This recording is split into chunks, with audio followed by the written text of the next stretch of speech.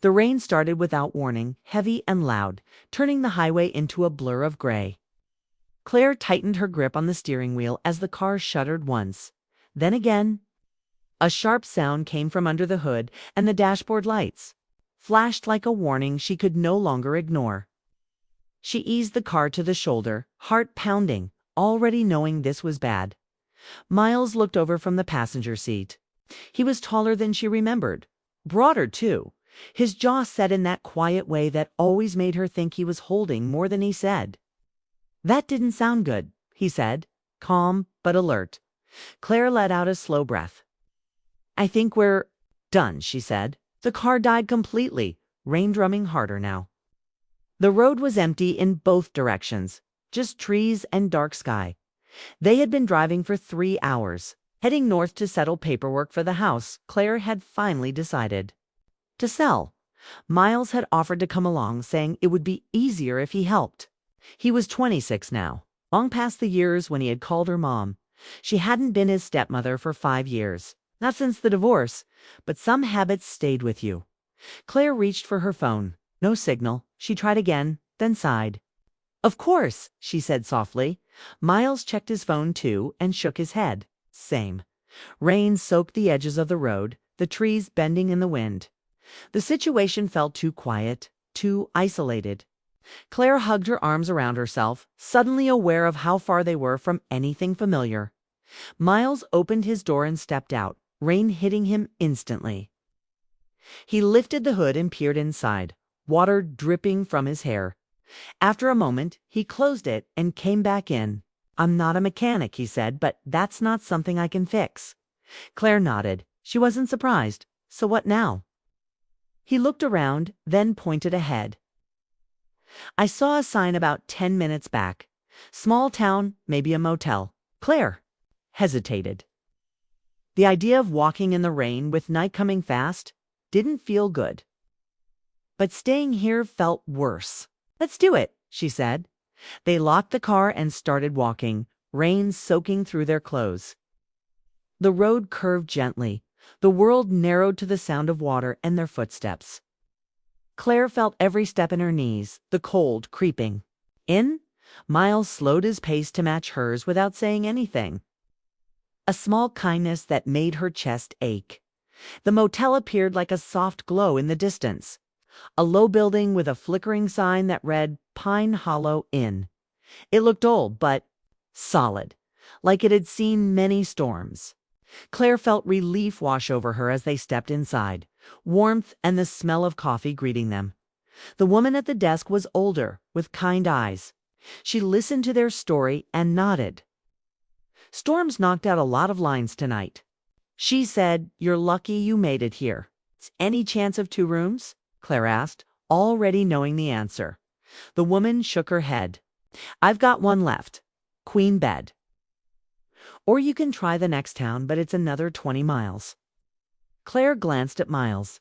He gave a small shrug. "1 room is fine," he said. "We'll manage." Claire swallowed, forcing a smile. Yes. 1 room. They followed the narrow hallway to the room at the end. It was simple. 1 bed, a small table, a chair, and a window looking out at the rain-soaked parking lot. The hum of the heater filled the silence. Claire set her bag down and looked around, suddenly unsure where to stand. "I can take the chair," she said quickly. Miles shook his head. "Don't be ridiculous. We'll figure it out later." "Look frozen." She laughed softly. More nerves than humor. "I am." They both changed into dry clothes, taking turns in the small bathroom. When Claire came out, Miles was sitting on the edge of the bed, scrolling through his phone, his hair still damp. He looked up, and for a second, their eyes held. Something unspoken passed between them, a mix of familiarity and distance that made Claire's breath catch.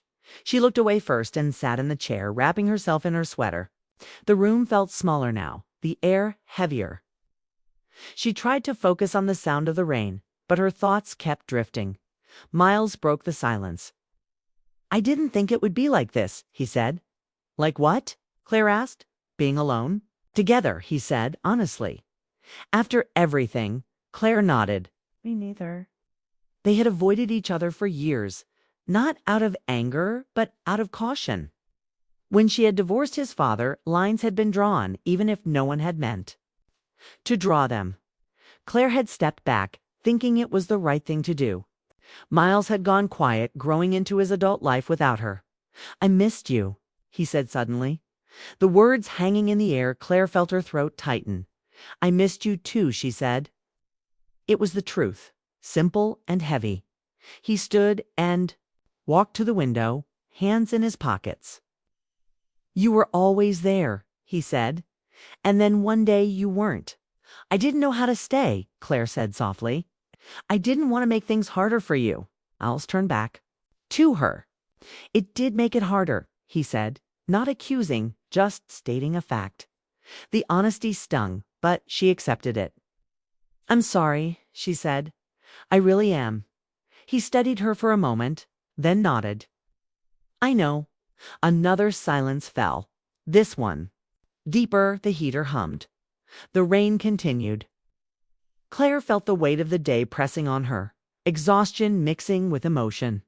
She stood and walked toward the bed, sitting on the edge opposite Miles.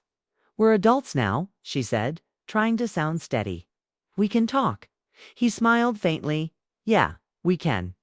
They talked for hours about small things at first. Job, her plans, the places life had taken them. Laughter came easier than Claire expected, memories surfacing like old photographs. The tension slowly softened, replaced by something warm and fragile. At some point, the storm outside eased, the rain turning gentle. Claire realized how late it was when she yawned, covering her mouth. "I should try to sleep," she said. Miles nodded. "Me too." They both stood there, unsure of the next move. The bed suddenly felt like a problem with no clear solution. "I can sleep on the floor," Miles offered. "No," Claire said quickly. "You shouldn't." They looked at each other, a shared understanding passing between them. The past, the present, the closeness of the room, it all blended into something complicated. "We can just sleep," Claire said. "Nothing else." Miles met her eyes. "Of course," he said. "I would never." "I know," she interrupted. Gently, they lay down on opposite sides of the bed, a careful space between them. The light was turned off, leaving the room in soft darkness. Claire stared at the ceiling, aware of every breath, every movement. She felt his presence beside her, solid and warm, and memories stirred she hadn't expected.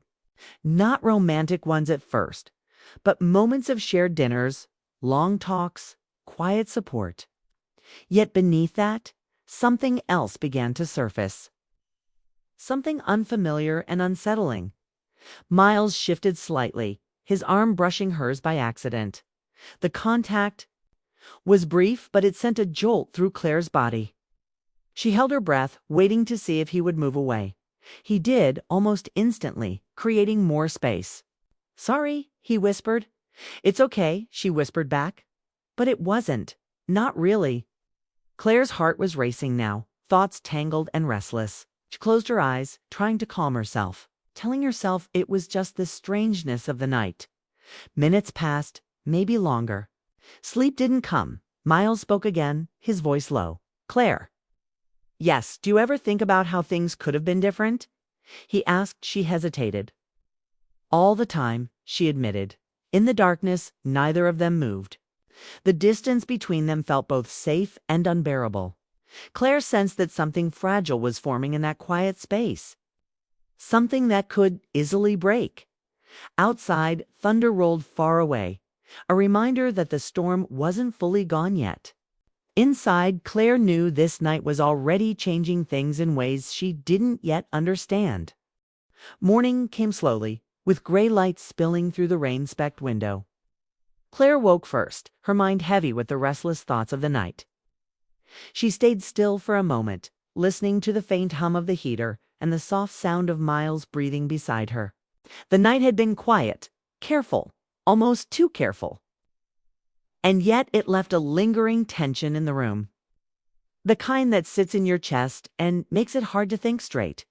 She turned slightly to see Miles still asleep, His expression relaxed, the tension from yesterday gone. Claire studied him for a moment, remembering the young boy he had once been, then the man he had become. There was something about seeing him here, stranded with her in this small motel room, that made the past and present collide. She shook her head lightly, trying to push the thoughts away, reminding herself they were adults now and boundaries mattered. After a few minutes, Miles stirred, blinking open his eyes. "Morning," he said softly. "Morning," Claire replied, forcing a smile. She got up to open the window slightly, letting in the fresh, damp air. The storm had passed, leaving the world washed clean, streets glistening, leaves dripping with water. "Looks like the rain finally stopped," she said. Miles stretched, running a hand through his damp hair. "Yeah, good timing at least. We don't have to walk in the rain again." Claire laughed quietly. Small blessings. They got ready quickly, changing into dry clothes, brushing their teeth, and packing up their things. The motel room felt different in the light of day, less intimate, less charged, but the events of the night were still there, unspoken but palpable. They left without breakfast, deciding to grab something along the road.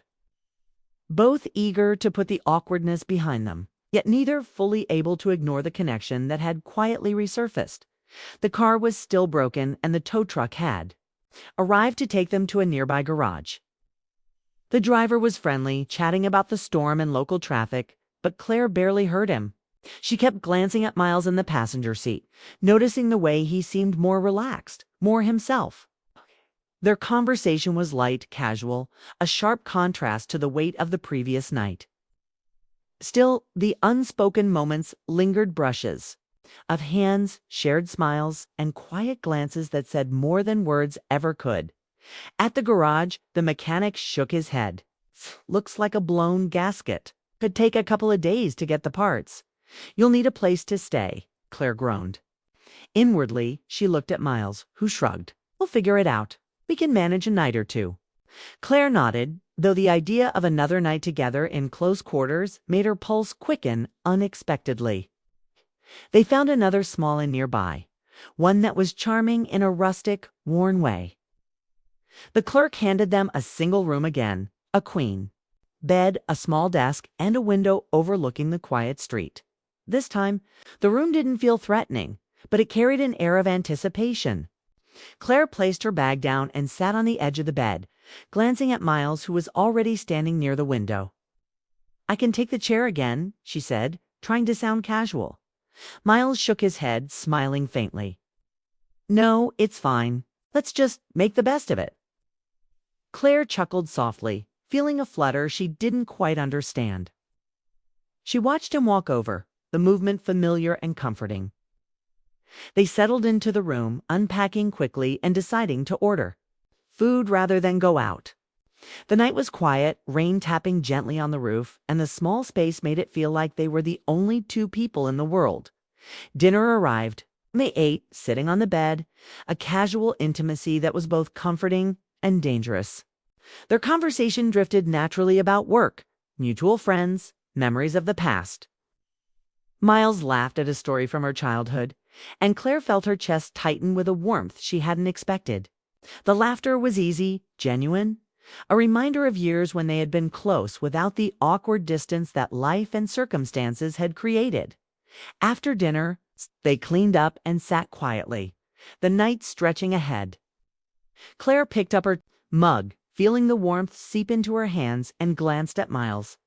"Do you ever think about the past and what could have been?" she asked cautiously. Miles looked at her, his eyes soft. "Every day," he admitted. "But I also think about what we have now. We can't change the past, but we can choose how to move forward."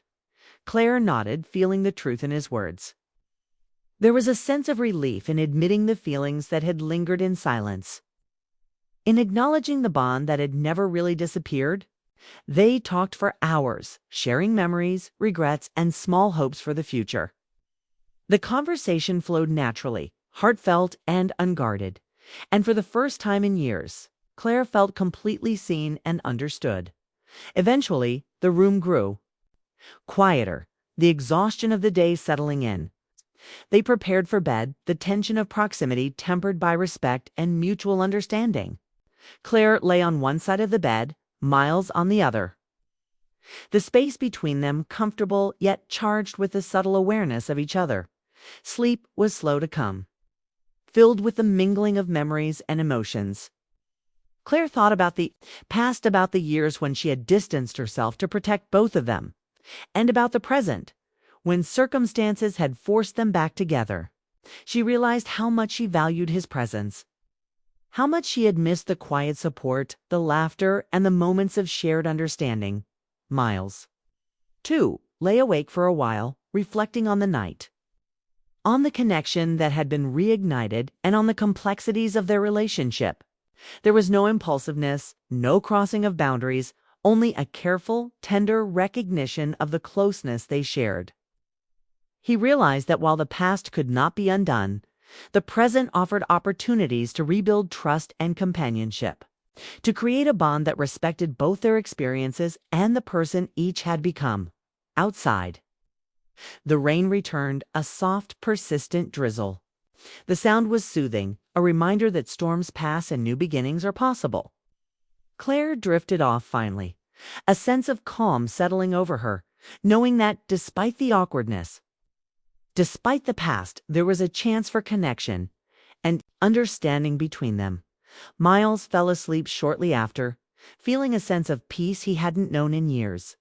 The night had been unexpected, emotional, and revealing, but it had also brought them closer in a safe, meaningful way.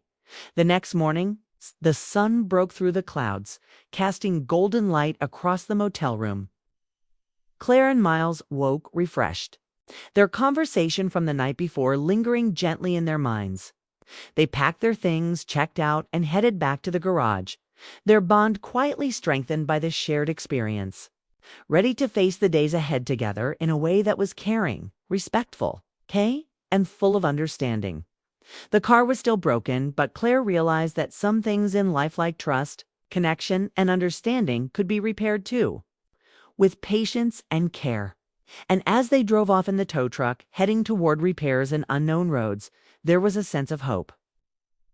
A feeling that this one night in a hotel had reminded them both of the power of closeness and the possibility of new beginnings.